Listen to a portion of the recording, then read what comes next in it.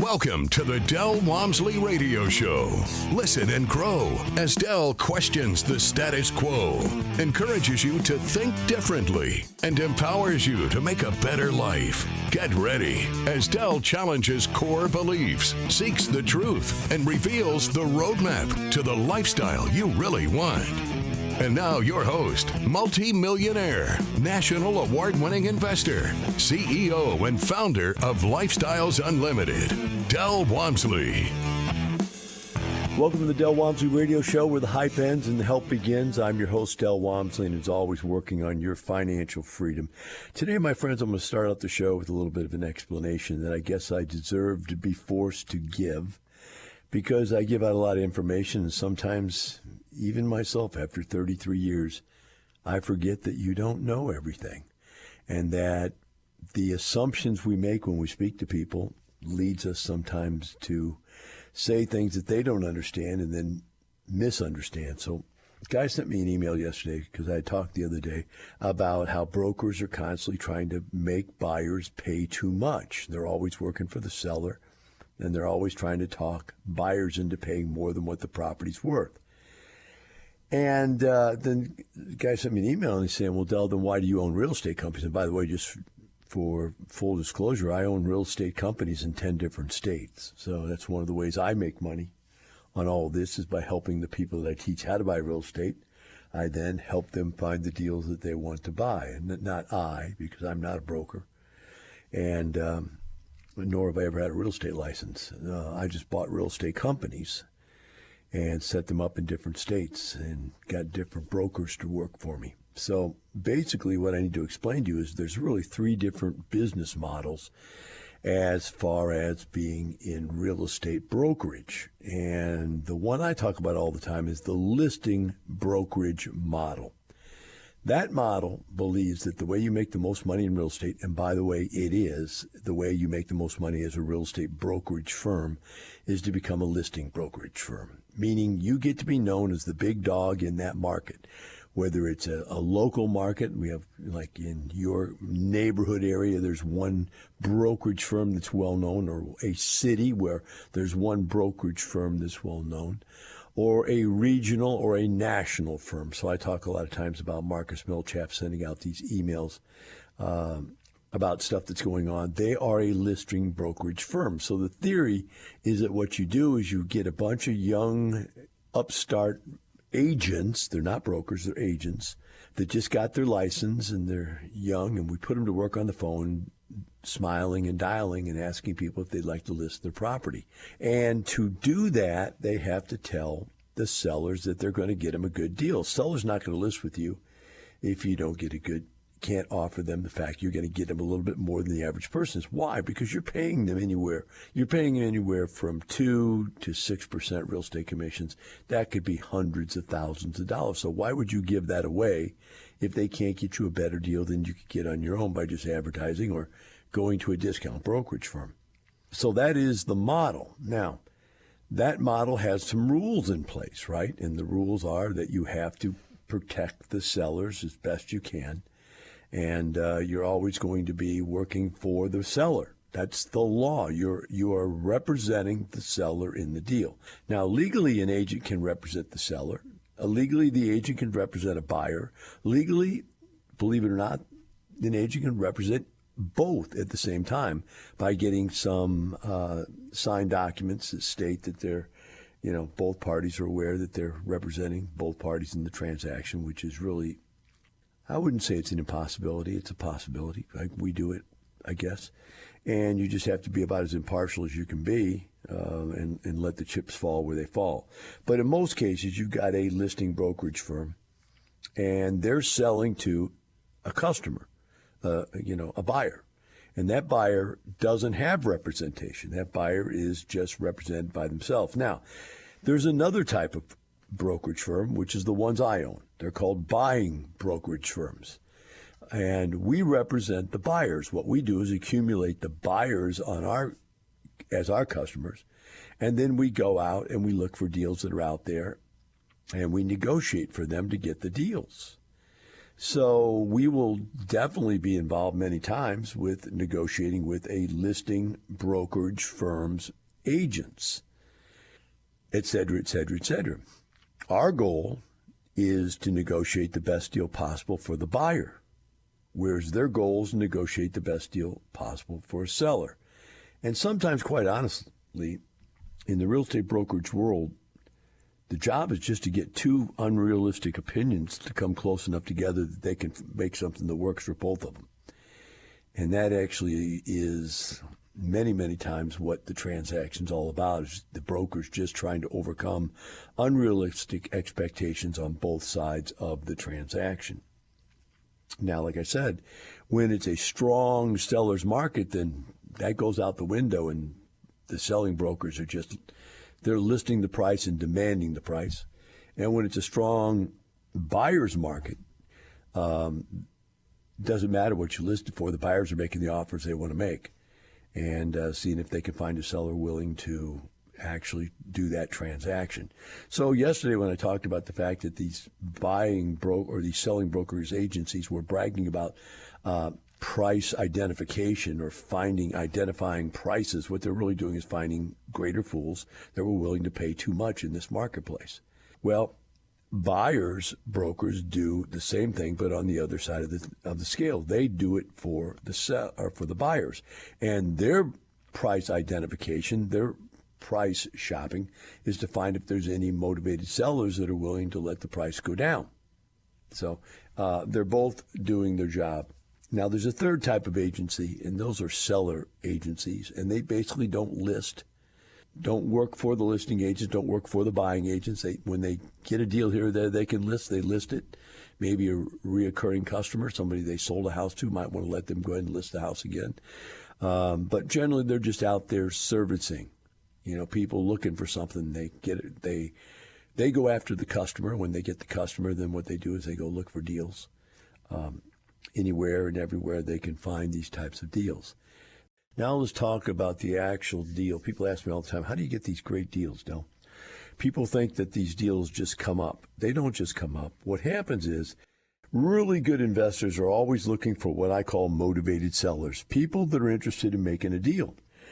Now, once you find that seller, now negotiations can occur.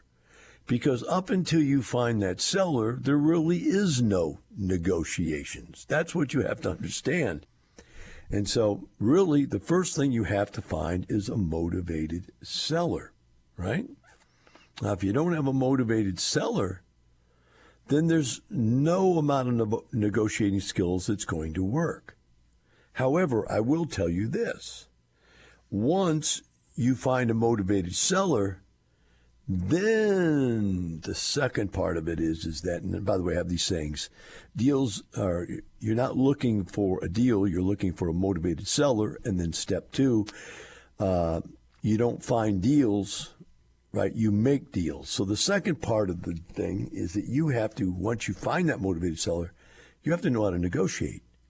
And you have to be able to negotiate a good deal. Now that takes skill. And that takes skill in many different ways. One, you have to have the skill and the experience and the knowledge of the market to know what is and isn't fair, to know what has and has not been sold in the past recently in that submarket, to where you could look to and say, hey, in this situation, that over there got sold for this lower price because of those sets of circumstances that you're running into right now. So you look to that, whereas somebody else could look to, well, yeah, during that same time, this over here got sold for a lot more. Go, well, that wasn't the same circumstances. So you have to be able to show that. You have to be able to show the seller that the conditions might be getting worse. Hey, we're going into a rising interest rate market right now. We're in a situation where as those interest rates go up, prices are going down. So I'm offering you a little bit less than what you'd like today, but a whole lot more than what you're going to get if you wait until next month or 6 months from now. So you need to get going on this. You need to make this deal, even if it's a little bit, it's not quite as good as you'd like. It's still a lot better than you're going to run into if you keep holding out, type of a situation. And there's many, many other things. And then you get into the twists. What are the sweeteners? What are the perks in a negotiation? And there's all types of perks. I can tell you some simple ones, like I can close right away, right? Or I'll pay some of your closing costs. Or I'm trying to think what other ones there might be. I'll get one. I'll assume your loan so you don't have to pay off your loan and pay the penalty, the prepayment penalties. I bought a deal and I saved the guy like $900,000 in prepayment penalties. And so the guy gave me like $500,000 off for the price of what somebody else was willing to pay him, right? So the guy was willing to pay $500,000 more, but the guy was going to have to pay this $900,000 in prepayment. So my offer, even though it was $500,000 less than the other guys, it was still $400,000 better for this guy because of that situation. Now, once you get to that, you also get into then really skillful negotiation. And truly skillful, some of the top end skills in negotiation are things such as using red herrings. A red herring is where you bring something up in a negotiation in the beginning and make it a big deal that in the back of your mind really isn't a big deal, so that you let the seller negotiate the heck out of you to get rid of the red herring. And by the time the guy is done getting rid of the red herring, he's beat up enough that a little price reduction here or there is not going to be a problem to him. Red herring type of negotiation is dangerous because if you're not good at it, if you're not subtle, then the seller could possibly think you're just jacking them around, you're messing with them, you're playing games and so on and so forth. And then I've actually seen people that weren't any good at that type of negotiation try it, and the seller just simply say, I'm not going to sell to that guy. I don't care no matter what he's willing to offer me. I'm not going with him. He's just too much of a, you know what. So you got to be careful with that type of negotiations. But the bottom line is that until you find a motivated seller, you're not going to be able to negotiate a deal. Second thing you got to run into in this negotiational process is who are you negotiating with? Are you negotiating with the broker or are you negotiating with the seller? Many times the seller would be motivated to do something that you want to offer, but the broker won't let the offer get through to him. You say, well, that's illegal. They legally have to present everything you offer. I've read that a million times. But they don't. All they simply do is they say, hey, look, rely on my expertise, and I can get you a much better deal. Don't even listen to this guy. And your offer won't even get through to the seller. So you've got some issues, right? And do you have the seller broker on your side or not on your side is one of the issues you have to worry about in many cases. And I've got a lot of tricks to that, but not enough time here on the radio show to go through all of them. I think that's probably even a 2 or 3 hour seminar in and of itself. So remember this, find a motivated seller, then negotiate a deal. We'll take a short break, be right back with the Del Walmsley Radio Show.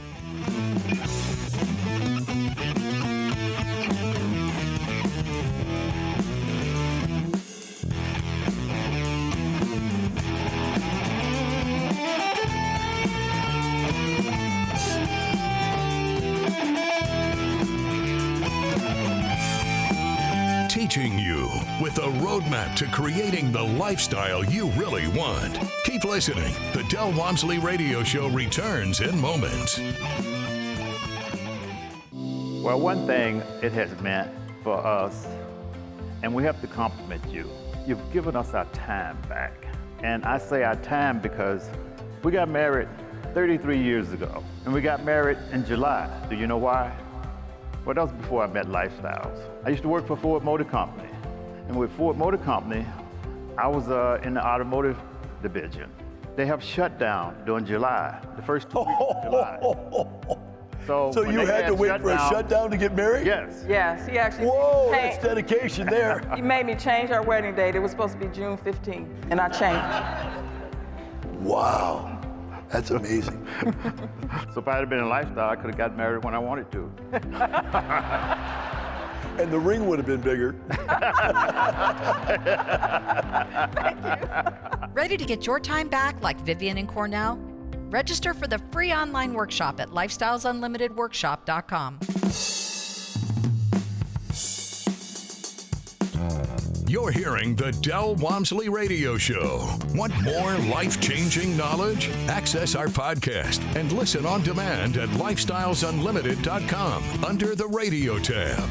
Now your host, Del Walmsley. Welcome back to Del Walmsley Radio Show. Today we've been talking a variety of subjects, and now we're going to go to the mailbag. And got an email from a gentleman that's just signed up as a preferred member. He says, I'm a new preferred member as of October. My son joined at the same time. I'm accredited. He is not. Okay, so I admit to some nervousness on the first attempt getting into a deal. How reasonable it is to hope that we might be in the same deal, at least the first one.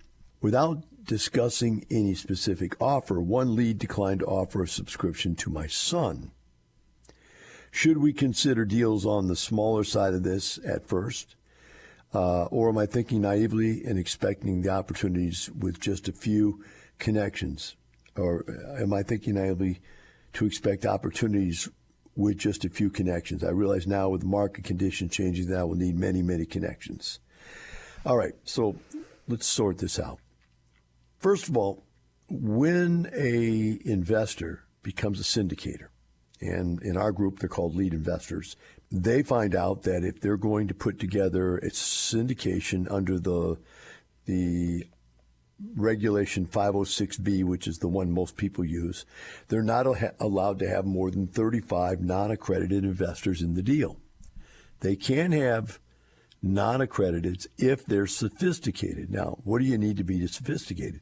You need to have had enough education to be able to prove that you understand the upside, the downside, the side of investing in these private placements that are not regulated as tightly as stocks and bonds are.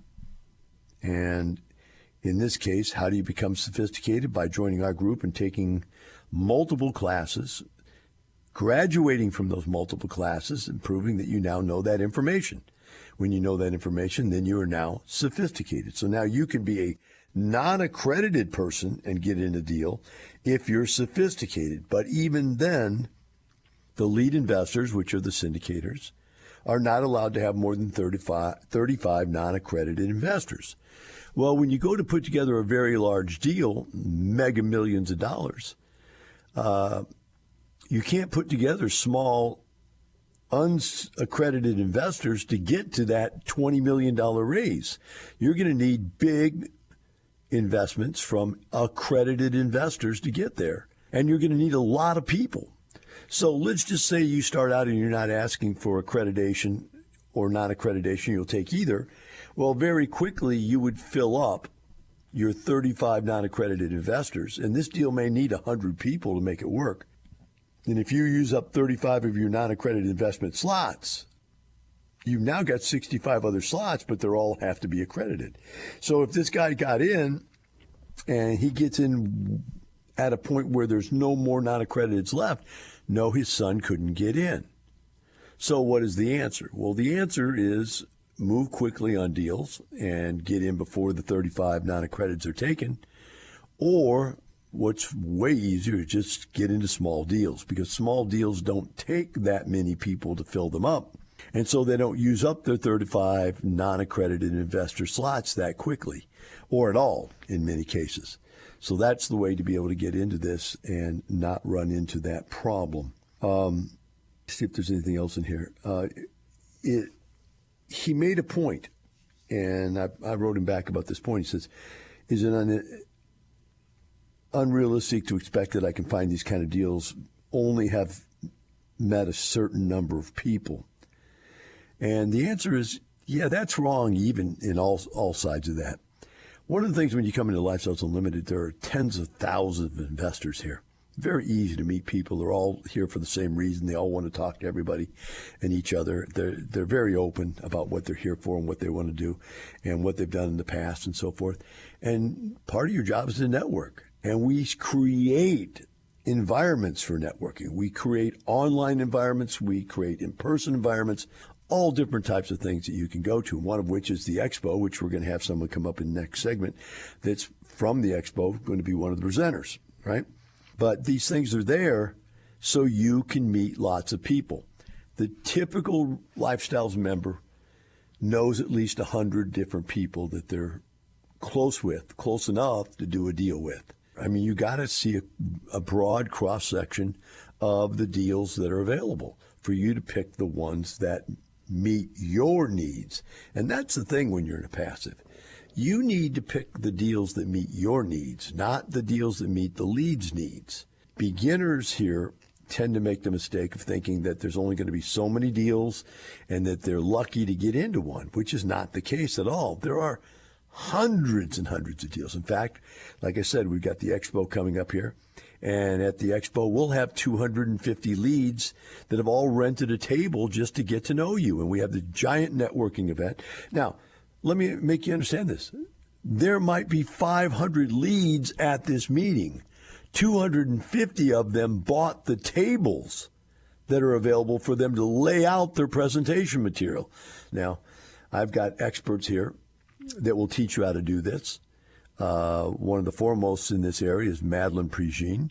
And Madeline has got hundreds and hundreds of connections. When she was a passive, she just is a natural at it. So that's why I talked her into coming on as a mentor for the passives, because she was so darn good at it. I wanted her to be able to share some of her expertise and get it out there amongst the rest of you so you could be as successful as she was.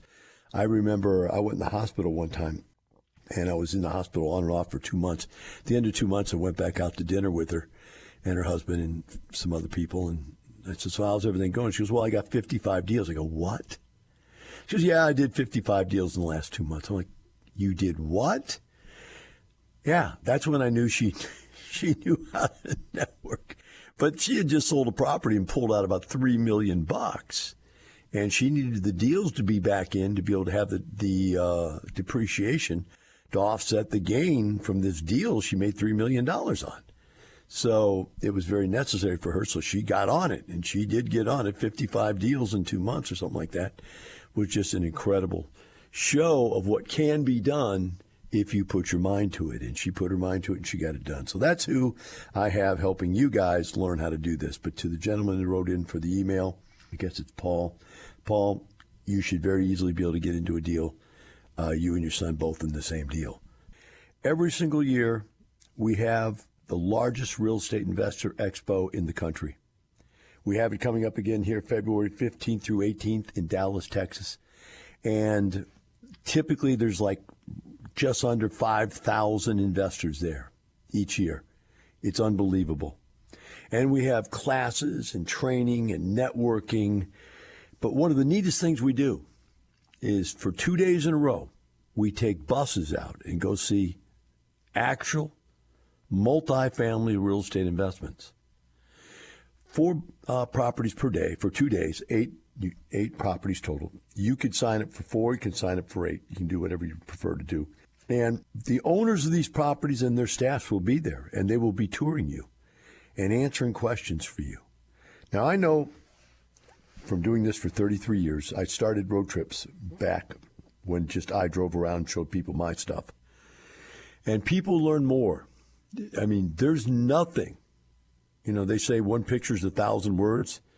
Well, one tour is 100,000 words. You can't even begin to understand. I've seen people, by going on these road trips, completely change the way they thought about real estate, and or if they're already in real estate, completely change the way they did it. Because you're able to copy the business models of these people. And they'll answer your questions about how they did what they did. And that's just unheard of. Businesses don't give away their insider secrets except at Lifestyles Unlimited. So you're going to want to see this. This is the creme de la creme of all real estate educational training you're ever going to run into. It's the Lifestyles Unlimited Expo, and that's on February 15th through 18th. And the part that I'm talking about now is the master tour. Now, with me today is one of the properties we're going to visit. This gentleman's been on the tour before and has either been the best or the second best at about every time he's been on there.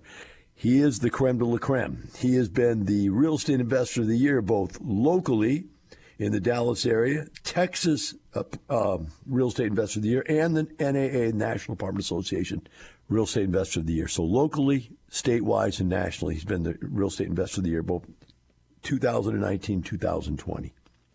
He currently is a lead investor in, 9 properties, totaling about 1,300 leads. But he's also a investor in other properties and a co-signer on some of the deals. We call them KPs. So he's in total about 8,000 units altogether. It's got quite a spread out there. He's been doing this for 9 years with us at Lifestyles, retired himself and his wife both. We're very happy to have with us on the tour and for a few minutes here today, Mr. Kevin Chalmers. Kevin, welcome to the show. Hey, sir. Thanks for having me. So you've done just about everything that can be done in real estate, and you're coming up on another year. Going to go in there and crush this thing, I'm sure, on this Masters Tour. What do you got for us to see this year? We've got another Class B 1970 asset, 186 units, located in South Irving. First, I want to say thank you. I mean, we've been on a number of these master tours, and even before we started participating in the Masters tours, you're right. I was going to every Masters tour I could, down in Houston just to learn more. So, not even from a passive perspective, but even for me as an aspiring lead, just to learn from the best of the best. That was just a wealth of knowledge above and beyond. So, had a lot of fun doing that. Now to be able to turn around and give back and to be able to participate, that's a whole nother level for us. So, we're gonna have a good time with this asset. 186 units, 1970 South Irving. About $2 million in rehab on this one. We bought it November 2019, right before the world went upside down,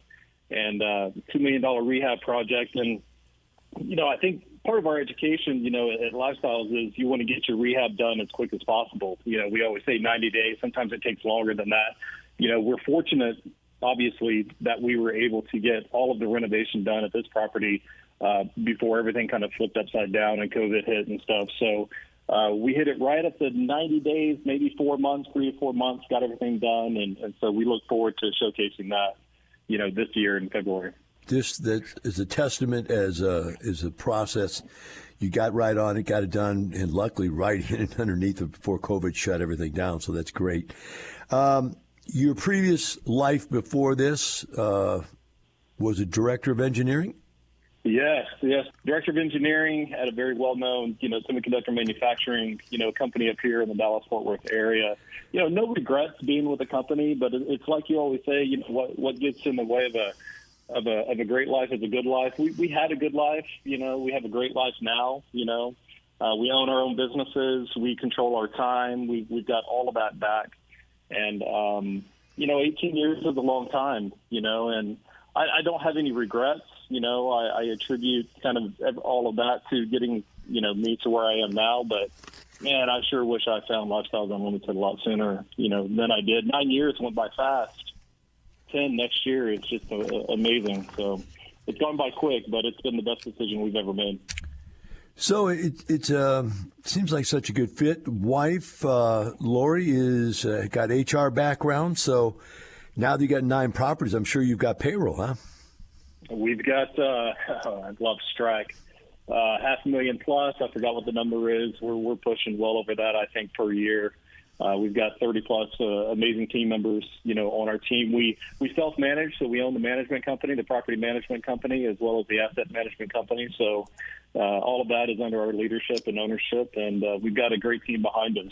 We look forward to getting there. We've got to go. They're going to cut us off here real quick. And by the way, you've done an excellent job, so I'm really excited to see the property you're going to have available for us this year.